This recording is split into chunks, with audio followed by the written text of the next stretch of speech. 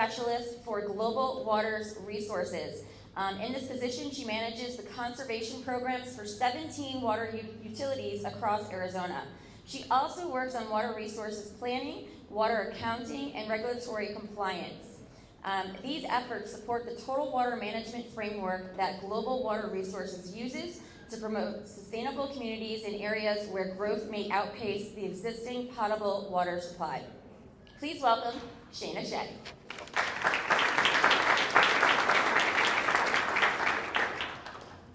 Hi everybody, so happy to be here tonight. What a great evening it's been. Raise your hand if you had a good time. Raise your hand if you're asleep. Okay, good, all right, great. I know I'm the last one, so I'll be quick. My name is Shaina Shay, and I've been in the water industry for a while now. I've worked for several water utilities in Arizona, and then I also spent some time living and working abroad in Australia, where I worked for the government in water markets. After moving back to my home state of Arizona, I started working for Global Water Resources. Global Water Resources is an investor-owned water, wastewater, and recycled water utility serving about 20 service areas splattered across Arizona. As it was described, I do manage the water conservation programs for those service areas and participate in regulatory compliance and also forward planning. So today, I'm going to be talking a little bit about what challenges we're facing, specifically the Colorado River shortage. I'm not going to go too far in depth there because I feel like people at this stage of the shortage have a pretty good idea of what's going on. But I am going to talk a little bit about what we are doing, some of the possible solutions on the demand side and supply side that we can utilize as a state and also specifically as a water utility. So again, raise your hand if you've seen any of these headlines.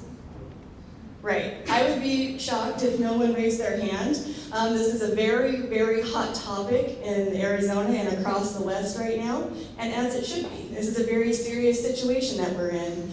The Colorado River provides water resources to 7 states across the West. Over 40 million users utilize the Colorado River water for a variety of different purposes, including agriculture, municipal or residential uses, and industrial uses. At one point, Arizona got about 36% of our total water supplies from the Colorado River. 36% is not a small number. That was, of course, before the shortages. We are in a shortage right now. We have been in a shortage since 2020.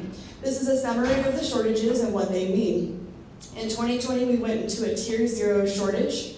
What that did is it reduced our water availability by 192,000 acre feet. When I say acre feet, that's about 330,000 gallons of water, okay? 330,000 gallons is 1 acre foot. So just for some context. In 2022, this year, we went into a Tier 1 shortage. That reduced our water availability by an additional 320,000 acre feet. In August of this year, hydrological modeling, and it forecasted the Lake Mead and Lake Powell elevations will be at an elevation that will put us into a Tier 2A shortage in 2023. And what that will do is reduce our availability by an additional 80,000 acre feet. So, in 2023, we will have a total reduction of 592,000 acre feet, and that's out of our 2.8 million acre feet that's allotted to Arizona. So, lots of numbers here, but I think it's good because we don't see those numbers laid out in this way very often. And what this means is that we are entering a period of increased water scarcity. My predecessors have already talked about some of these topics, so very excited that everyone's on the same page. But essentially it means that our water supplies are no longer going to be able to meet our water demands. And as Katie had described, it's very, very difficult to measure that, right?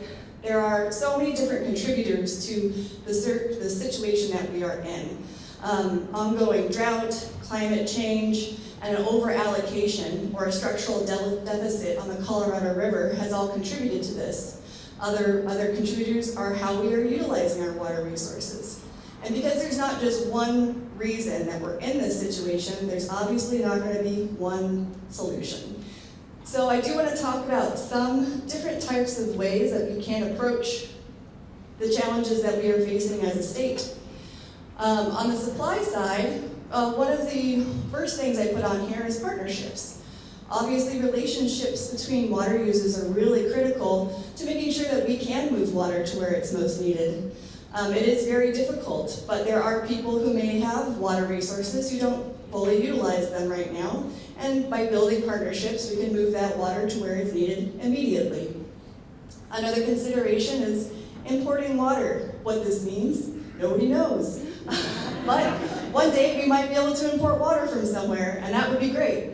Another really important one is regional stormwater capture. Not only regional, but also local. I'm super excited that the Watershed Management Group was here tonight. I'm actually a board member of their organization down in Tucson. I drove up today for this presentation. So I was really happy to see them here because I think that even though Arizona doesn't get a lot of water, the amount of water that we do get from the rain, it's definitely not utilized to its full potential. And so this is something that we can really explore further and need to explore further as both cityscapes and individual smaller basins and watersheds. Other opportunities on the supply side are brackish or seawater desalination. These are really, really expensive solutions. I just want you to consider that. I know it's been talked about a lot, but the amount of energy needed to desal water is incredibly intensive. So just some food for thought when hearing all the different plans that we have going around for our future water supplies. And then finally, there are new technologies. There's the concept of cloud seeding, which has been talked about for a long time, and there's some trials going on in Arizona. Another one that I did want to mention was Source. Has anyone ever heard of Source Global? Oh, there's one person, that's exciting. So this is an air-to-water solar power generating solution. They're extracting water from the air. It's really cool. Global Water actually won a Bureau of Reclamation grant to do a demonstration project with Source, and we're going to see, how this could be used on a utility level. So we're really excited about that. But there are projects with the Source panels across Arizona right now. So then on the demand side, we have, of course, reuse and conservation. We've talked a lot about conservation so far, and I think a lot of people know what conservation of water looks like. Reclaimed and recycled water is a water supply source, actually, that we're going to be utilizing a lot more, I would guess, in the future. And what this means is using wastewater, and there's a couple of different ways to recharge it into the ground and then pump it back out for reuse, and also directly purify it to a standard where we can drink it. And this is probably where we're going to be going. Obviously, conservation programs are still critical. We have enough water to use right now, but we never have enough water to waste. And so a couple of different things in the conservation programs that I'm going to talk about is advanced metering technology, rate design, and regulations. And when you put all those things together on a utility scale, you get total water management, which is Global Water's philosophy about how to manage our water resources. We are a company that was founded on the principles that water is scarce. We are in a desert and we need to use our water resources wisely. And so that's why we have such a heavy focus on conservation. We do integrate recycled water into our utilities wherever possible. One of our founding principles is to actually acquire utilities where we can be both the water and wastewater provider so that we have control and be able to use all the resources at our disposal. Controlling both water and wastewater in one location is really beneficial.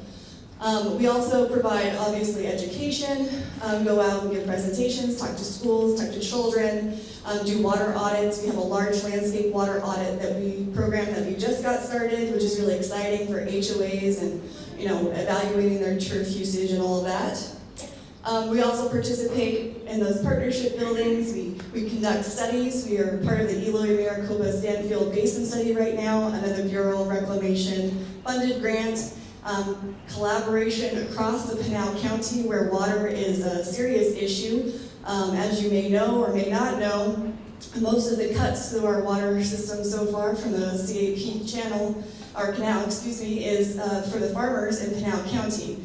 So we have a lot of conversations that we're going on right now in the Eloy Maricopa Stanfield Basin. And then, of course, there's technology we can explore and rate structures to encourage conservation. So our focus I've already talked about is really on recycled water. We recycle over 1 billion gallons of water every year, and this water goes to various aspects of the community. We also have fully deployed advanced metering infrastructure in our largest service area, which is the city of Maricopa. Does anyone know what advanced metering infrastructure is? One guy. All right. So another way to say it is AMI meters. And what these meters are is they're smart meters. They're sending data. As we described already, Katie mentioned that it's really difficult to capture all of the information we need. With AMI meters, we actually get data almost instantaneously. And what this allows to do is in almost real time identify leaks. So leaks are a huge area of opportunity for us to use our water more efficiently.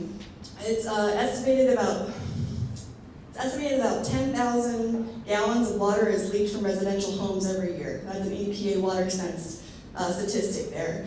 And so, we have the ability to identify a leak in 3 days or in 1 day versus if you only get your information, your data on meter usage once a month, right? So this makes it, and the customers are able to get alerts directly to their phone or email or give a call, So that really improves the ability for customers to manage their own water resources as well. And then finally, altering behavior through price signals. We have a conservation rate structure so that, there's a disincentive for using too much water and an incentive for not using as much.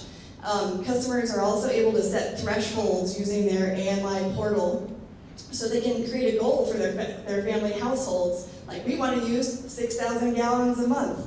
And then you can get alerts when you're approaching those goals. So there's lots of different ways and tools that we can utilize to make sure that customers are more aware of their water use in general. And I know that this isn't a causal effect, but we are very proud about the GPCD, which is gallons per capita per day, that we have in our Santa Cruz system, which is the city of Maricopa, where our AMI meters are fully rolled out. I believe we're the only utility in Arizona with the amount of AMI meters rolled out. So it's really exciting that we're able to keep the low, water use per person very low. And I sped through that because I know it's late. Thank you very much, and I'm happy to answer any questions.